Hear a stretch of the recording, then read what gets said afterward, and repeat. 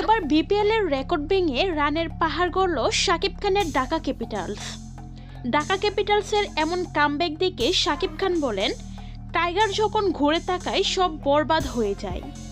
সম্প্রতি একের পর এক ব্যর্থতার পর এবার অবশেষে ভয়ঙ্করভাবে ঘুরে দাঁড়ালেন শাকিব খানের ঢাকা।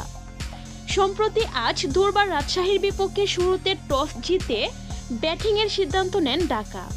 শুরুতে ব্যাটিং করতে নেমে বিপিএল এর ইতিহাস ভেঙে চুরমার করেন শাকিব খানের ঢাকা ক্যাপিটালস। লিটন দাস ও তানজিদ হাসানের রেকর্ড পার্টনারশিপ বিধ্বংসী ব্যাটিংয়ের অবিস্মরণীয় মুহূর্ত, যা আজীবন মনে রাখবে পুরো বাংলাদেশ। শুরুতে ব্যাট করতে নেমে 55 বলে 125 রান করেন লিটন দাস, আর অন্যদিকে তানজিদ হাসান করেন 68 বলে 108 রান। ঢাকা ক্যাপিটালসের এমন অবিশ্বাস্য ব্যাটিং জোর দেখে পুরাই অবাক শাকিব খান। সো ভিউয়ার্স, ঢাকা ক্যাপিটালসের এমন ভয়ঙ্কর কামব্যাক দেখে আপনাদের কেমন লাগছে তা জানিয়ে ফেলুন ভিডিওর নিচের কমেন্ট বক্সে। আর ভিডিওটি ভালো লাগলে অবশ্যই একটি লাইক করবেন।